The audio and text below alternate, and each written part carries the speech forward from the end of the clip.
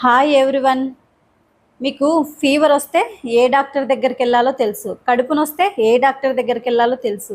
అలాగే చెవినొచ్చినా, కడుపునొచ్చినా, కాలునొచ్చినా, మీ బాడీలో ఏ పార్ట్ నొప్పిగా ఉన్నా సరే, లేదా దెబ్బలు తగిలినా సరే ఏ డాక్టర్ దగ్గరికి వెళ్ళాలో మీకు తెలుసు. కానీ మీ మనసు బాగాలేదు, మీ మనసు అంతా అదోలా ఉంది, ఎక్కడికి వెళ్ళాలో మీకు తెలుసా? ఎవరి దగ్గరికి వెళ్ళాలో మీకు తెలుసా? బాగా తెలుసు కదా. ఎక్కడికి వెళ్తాం? బాబాల దగ్గరికి వెళ్దాం కదా వెంటనే. అయితే ఈ వీడియో నేను 2 months బ్యాక్ చేద్దాం అనుకున్నా, బట్ కాంట్రవర్సీ వస్తుందేమో అనేసి నేను స్టాప్ చేశాను. కానీ ఈ వీడియో చాలామందికి యూస్ అవుతుంది అనేసి నేను మళ్ళీ చేస్తున్నాను. 2 months బ్యాక్ మాకు తెలిసిన వాళ్ళు నాకు ఫోన్ చేశారు, అమ్మ మేము ఇలా ఒక బాబా దగ్గరికి వెళ్తున్నాము, నువ్వు కూడా వస్తావా అని. సరే, యాక్చువల్గా నేను బిలీవ్ చేయను, బట్ ఎవరి నమ్మకాన్ని కూడా నేను కాదు అని కూడా చెప్పను. సరే వాళ్ళు వెళ్తాము అంటే సరే నేను కూడా వస్తానని జస్ట్ సరదాగా వెళ్ళాను. కానీ అక్కడ నేను ఒక పర్సన్తో మాట్లాడిన తర్వాత నాకు చాలా ఆశ్చర్యం వేసింది. ఒక అబ్బాయితో మాట్లాడాను అనమాట కాసేపు. అబ్బాయి, నీ పేరేంటి, మీది ఏ ఊరు, ఎందుకు ఇక్కడికి వచ్చావు, ఇలా మాట్లాడాను అనమాట. అయితే ఆ అబ్బాయి 9 వారాల నుంచి అక్కడికి వస్తున్నాడంట, వీక్లీ వన్స్, అలా 9 weeks నుంచి. ఏం చదువుకున్నావంటే ఆ అబ్బాయి పోస్ట్ గ్రాడ్యుయేట్ ఎంటెక్ చేశాడంట. 18 lakhs ప్యాకేజ్ తీసుకుంటున్నాడంట అబ్బాయి. ఆ మాట వినగానే నేను షాక్ అయిపోయా. ఏంటి 18 lakhs ప్యాకేజ్ అంటున్నాడు, పైగా ఎంటెక్ అంటున్నాడు, మరి బాబా దగ్గరకు వచ్చాడేంటి అబ్బాయి, అసలు ఏం జరిగింది అని అడిగాను అనమాట. నేను అడిగితే ఆ అబ్బాయి చెప్పాడనమాట. కానీ ఆ అబ్బాయి చెప్తూ ఉంటే నేను ఎక్కడ జడ్జిమెంట్ ఇవ్వకుండా, నేనేం మాట్లాడకుండా నేను వింటున్నాను అనమాట. ఆ అబ్బాయి చెప్పేది నేను పూర్తిగా వినాలి కాబట్టి వింటున్నాను అనమాట. ఆ అబ్బాయి ఏం చెప్పాడంటే, ఆ అబ్బాయి ఒక బిజినెస్ స్టార్ట్ చేశాడు. ఫినాన్షియల్గా చాలా లాస్ వచ్చింది ఆ అబ్బాయికి. ఆ లాస్ని ఎలా రికవర్ చేయాలో ఆ అబ్బాయికి అర్థం కాక ఆ అబ్బాయి డిప్రెషన్లోకి వెళ్ళాడనమాట. అయితే ఆ అబ్బాయి ఏం చేశాడు, బాబా దగ్గరికి వెళ్ళాడు. అంటే తాత్కాలిక ఉపశమనం. బాబా దగ్గరికి వెళ్ళడం అంటే అది పర్మనెంట్ సొల్యూషన్ కాదు కదా. బాబా దగ్గరికి వెళ్ళావు, ఓకే, 9 weeks నుంచి తిరుగుతున్నావు, మరి నీ మనీ ఎలా వస్తుంది? నీకు రాదు కదా. కానీ నీ మనీ రావాలి అన్నా, నువ్వు కోలుకోవాలి అన్నా, స్టెప్ బై స్టెప్స్ నువ్వు ఆలోచించాలి, డెసిషన్స్ తీసుకోవాలి. అబ్బాయి అలా చేయలేదు. బాబా దగ్గరికి వచ్చాడు అంటే మనసు కొంచెం రిలీఫ్ వచ్చింది ఆ అబ్బాయికి. సరే, ఏం కాదు, అవుతుంది, అలాంటి మాటల వల్ల.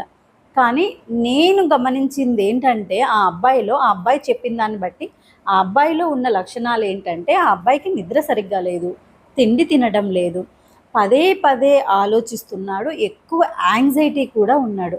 ఎక్కువగా ఆ ఫినాన్స్ని ఎలా రికవర్ చేయాలి అన్న దానివల్ల సూసైడల్ థాట్స్ కూడా వస్తున్నాయి. అప్పుడు ఆ అబ్బాయికి డిప్రెషన్ లక్షణాలు ఉన్నాయి.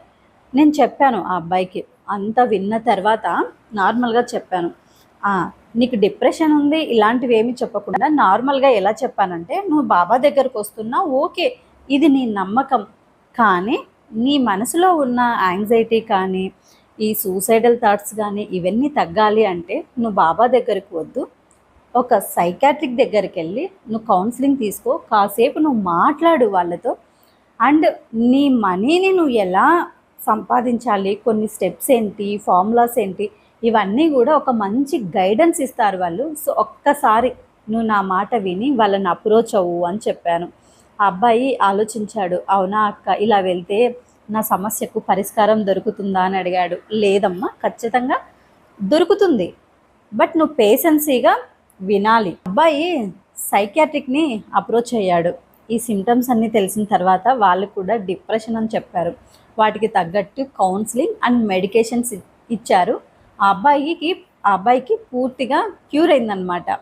తర్వాత నాకు తెలిసిన వాళ్ళ ద్వారా నంబర్ తీసుకొని నాకు కాల్ చేశాడు, అక్క నువ్వు చాలా మంచి పని చేసావు అక్క, నేను ఎంటెక్ చేశాను, కానీ సైకాట్రిక్ దగ్గరికి వెళ్ళాలన్నా, సైకాలజిస్ట్ దగ్గరికి వెళ్ళాలన్నా, అంటే నాకేదో మానసిక సమస్య ఉందేమో అనే ఫీలింగ్ నాకు రాకూడదు అనేసి నేను బాబా దగ్గరికి వెళ్ళానక్క, బట్ 9 weeks తిరిగాను, నాకేం యూజ్ లేదక్క, నువ్వు చెప్పినట్లు నేను సైకాట్రిక్ని కలిసిన తర్వాత నాకు మంచి జరిగిందక్క, ఇప్పుడు నేను బాగున్నాను అని చెప్పాడు. నాకు చాలా చాలా హ్యాపీ అనిపించింది. అందుకనే ఇలాగే చాలామంది మనసు బాగోలేదు, ఏదోలా ఉంది, ఏవేవో థాట్స్ వస్తున్నాయి, నెగిటివ్ ఆలోచనలు వస్తున్నాయి, ఇంకేదో అనిపిస్తుంది, వెంటనే బాబా దగ్గరికి వెళ్ళి ఒక తాయెత్తు కట్టుకొని మాకు బాగుంది అని కాకుండా బాబాని నమ్మండి, అది మీ బిలీవ్ సిస్టమ్. అది నేను చెప్పకూడదు కాబట్టి. కానీ మీకు అలాంటి ఆలోచనలు వచ్చినప్పుడు ఏవైనా సరే ఒక మంచి సైకాలజిస్ట్ని కన్సల్ట్ అయ్యి కాసేపు మాట్లాడండి. మీ బాధ అంత తీరిపోకపోవచ్చు, బట్ 1% అయినా తీరిపోతుంది కదా. సో నా అభిప్రాయాన్ని నేను చెప్పాను. మీ అభిప్రాయాన్ని మీరు కూడా నాకు కామెంట్లో చెప్పండి.